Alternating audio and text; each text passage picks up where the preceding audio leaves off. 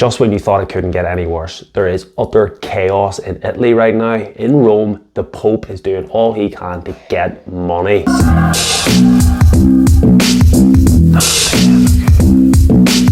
What's the crack, everyone? Welcome back to Buy, Hold, Sell. Hope, of course, you're all well. This is the first week ahead video with a new green screen. Trying my best to improve this. There's a lot more to it. And I'm going to keep working on it, promise you. So there might be some things that are a bit cringe and trying out different things, so bear with me. Enough about that. Last week was crazy. So I did the video last Sunday saying, don't go short. It's a bear trap. It's massively oversold. We did well. Monday, Tuesday, Wednesday, everything that I was warning people of, I actually fell part of that trap. I went long on Tesla and I got destroyed on Thursday. It went down, what, 7%? Very, very unlucky, but that's the game, unfortunately. But overall in the week, good positive week, just a crap end to the week. Now, AI Day happened on Friday. I think Elon delivered massively on what he said he would do, which was the robot. Incredible. Anyone who hasn't watched it, highly recommend going on to Tesla Daily. That's a big Tesla bull, always has been, always will be. Huge follower, huge believer in everything that he's doing. Great YouTube page. Go on, 20-minute summary of a 3-hour event. Just mind-blowing, and it really puts the focus back onto what Tesla's all about. Everyone thinks cars, it is far from that, and I've been banging on about that in my Discord. And if we look at the Discord here, you can see just some great stuff. Dancing robots, everyone's just unreal. It was a really great day, great advertisement for Tesla, and that's really the whole purposes of AI Day. That's what I was saying before. Probably going to be a bit of a non-event in terms of the share price action. We will see come Monday. Fingers crossed. I've left some money in on the dice, but I think this week going ahead, guys, there's no way around it. I'm going to be treading very carefully. October is a mixed bag. I even put that in this morning. People are looking for some good news, John, here, but I don't know. It's going to be a ropey one. I was saying here, one hell of a gaping coming this month. September was bad for investors. October could be worse. Then on the flip side, we have the Morning Star saying it could be a bullish month, perhaps right up till the end. So it's a mixed bag. The charts haven't changed too much since last week. We did say if we fall below this, get a full candle below this, it is good night, Irene. We're still kind of hanging on, but what I don't like is that on the monthly chart, and I was sharing this with the Discord during the week, on the monthly chart though, it doesn't look particularly great either. It's starting to dip. We can really see the huge pullback. You know, if I was a betting man, which I'm not, but if I was, I would be saying that this market's still going down. But the likes of this being oversold is positive. Put into the Discord on the 30th, a few days back, that we had broke this. We're back to July. It's unbelievable. We're back to July 2020. So if you put it this way, that's over 2 years of growth completely wiped out. And I put that in on the 29th. NASDAQ touched the July 2020 price. It's wild. 2 years of growth gone. I also put a bit of this in as well. Looking at previous performance, we can see here, if we go back to July 20, what happened. There was this period of time of 22 days where we were overextended. I thought we were going to get a bit of a bounce. We got a slight bounce for one day, but then it pulled back more, and I was like, well, why did we not bounce here? And then I looked at this. The RSI was massively oversold for 22 days during this period, and as you can see, it just sunk like a stone. So if we apply that logic back to this here, MACD is slightly more overextended, granted, but the RSI could be in this range for a while, and you can see what happens. It just continues to go down. Monday is make or break. It has to be make or break. I feel like I've been saying that all week, but it really is make or break. If it falls down, it's over. Here's the real gap. I woke up this morning and I was reading the Catholic World Report, as I always do every single Sunday. And to my shock, Pope Francis is instructed to move all funds to the Vatican Bank by September 30th. Well, the date's passed, the money's not been there, and Pope Francis is sweating it. Perhaps there's another cover-up that maybe money needs through yet. We have this bearish statement, Wall Street, week ahead. Investors expect no peace in US stocks until bond gyrations subside. And I mean, this guy, head and hands. I feel for you, brother. And we've been covering on the channel the 1920 crash. A lot of people are saying 1929 now, which is freaking me out because we've been saying it before anybody else was. Now everyone's saying, oh, the 1929s was an interesting time.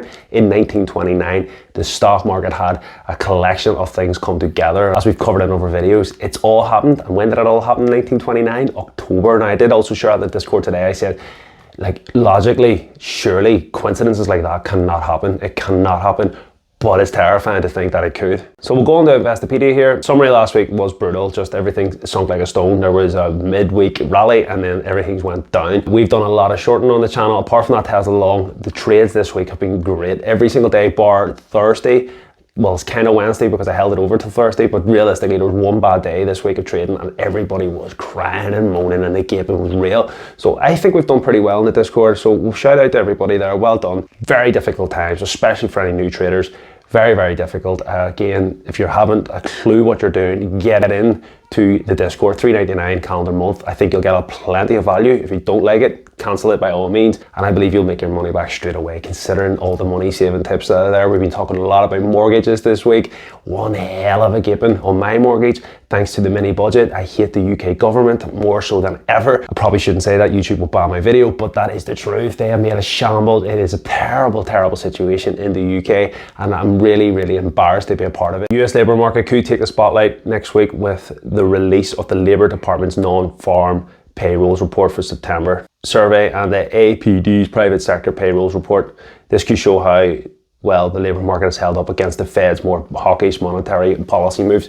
One bit of positivity that came out of the UK against all odds is that the fact that it actually had growth last month. So what you might see here is something similar. Something similar means the Fed can continue on with their interest rate hikes and showing that the labour market can cope with it really. So it's in their favour, and it might give us a bit of a bounce, but it'll also be quite negative for growth stocks, because growth stocks will see, oh Christ, more interest rates now. Here's a little graph here. Commodities still doing reasonably well. Dollar is still throbbing. Slight pullback in the dollar. I also put that into the Discord saying I believe the dollar is going to start tapping out here and maybe start pulling back, and within that will be good for stocks. Oil is falling down as well, which is good. So inflation, to me, on the face of it, looks to be slowing. Gold's still taking a gaping though, and I think that will be part of the reversal you'll see first. So again, I'm keeping a close eye on gold. Bitcoin held up pretty well considering all the bearishness, still floating around 19 grand as of this morning. That's pretty good. I put in the earnings report into the Discord this morning. Not really anything worth talking about. Levi's, and we'll see how they're doing with Nike, depending on where you are. It had a horrible issue with supply chain. So I'll be keeping an eye on that just to see what more of the bigger boys are saying in terms of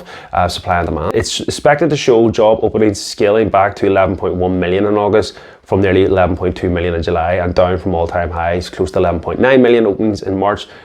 The report will also detail the number of hires, quits and separations. That's key, because what we've been nearly saying is, oh, jobs are up. But what this doesn't factor in is the fact that most people are now taking on 1, 2, 3, 4, 5 jobs because of the situation with inflation. They need more jobs. So it looks like more people are hiring, but it's probably the same person taking on 3, 4 different jobs. The Labour demands non-farm payrolls report to show the US economy added 250,000 jobs in September, down from 315,000 jobs in August as the pace of hiring slows. So they're sort of predicting that that's starting to change. But the unemployment rate is expected to only change to 3.7%. And then they go on just to show about how resilient it's been, as I've already said. The PMI survey is reading on Monday. The S&P Global will release this final September reading of manufacturers PMI survey. Unless it really rallies, I'm planning to close out all my Tesla position, sit tight, and I'm just going to wait, let the news dictate what way I'm going to play it this week.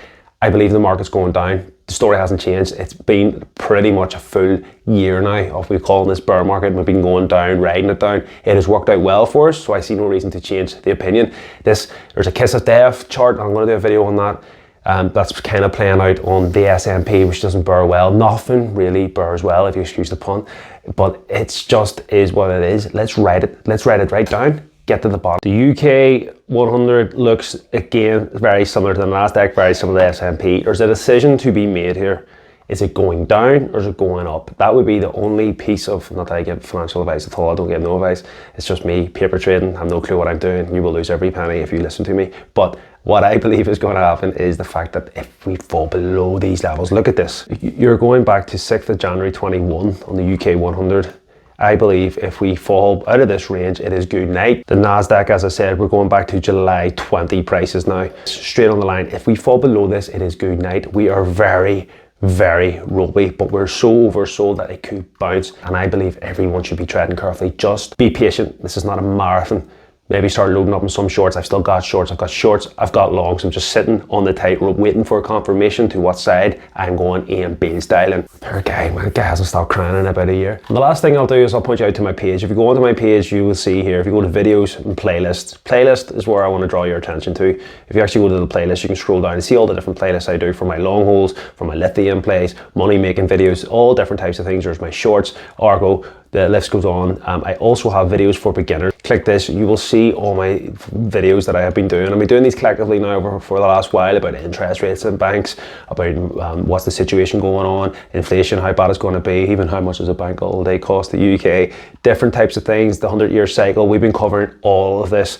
We did our oil video 2 months ago. I shared that on my Discord yesterday. And this is how we did on the oil 2 months ago. Look at that, caught it sweet as a nut. 1st of August, we did the video, got featured in the article, and then the thing has just went up. This is what you can get with charts. You can also learn when's the best time to buy cars, best time to buy houses, all of these things, which I will get into. I'm going to be covering all these types of videos down the road once the bull run comes. Once we reach the bottom, I'm going to be buying houses, cars, the whole shebang. So if you're interested in that, subscribe to the channel, please help me grow the channel, appreciate that. And if you want to learn how to read and do all this yourself, the trading courses there are £99 of your money and you will learn all of this. Can't recommend it enough. I'll catch you all in the Discord, catch you all there. Check out this video next though. This video will tell you how to become a millionaire. This could not be any more simple, and you can adjust it to suit your circumstances. How quick can you become a millionaire? Leave your comments down below and I'll catch you in the next one.